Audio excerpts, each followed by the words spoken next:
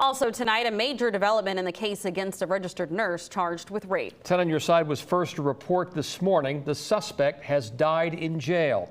54-year-old Paul Polini reportedly took his own life at a jail in the Raleigh area. Polini was accused of committing sex acts with patients who were incapacitated. 10 on Your Side's Andy Fox broke this story and joins us with what happens next in this case. Andy? Yeah, Tom and Aisha, I was first contacted about Polini's suicide on Saturday night.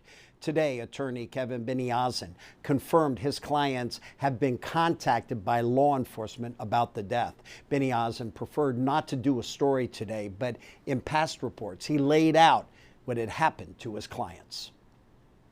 Paul Polini was a prisoner here at Central Prison, Raleigh, beginning on April 2nd. It is the highest security prison in North Carolina.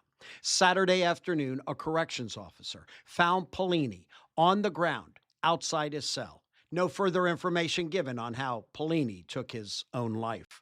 Attorney Kevin Beniazin represents 3 of Polini's alleged victims. He preferred not to comment following the death, but told us in March. Our client, unfortunately, was able to identify her body in a photograph to identify that she was one of the individuals that was a victim of his sexual assault.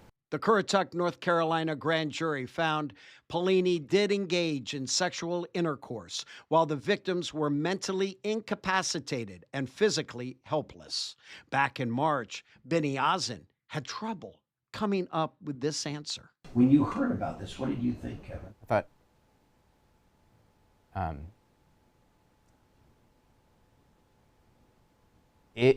it's hard to imagine that anybody would do something like this. One of Beniazin's clients is noted as TP in the grand jury indictment. It's alleged that Paul Polini allegedly raped TP under the pretext of medical treatment.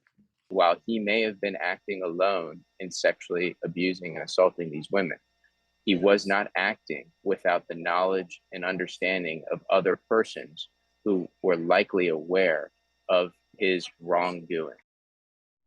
So many of you might be asking, well, what happens to these cases now? Well, since Mr. Polini is dead, claims will be brought against his estate, and the claims against any business or corporate entity remain unaffected.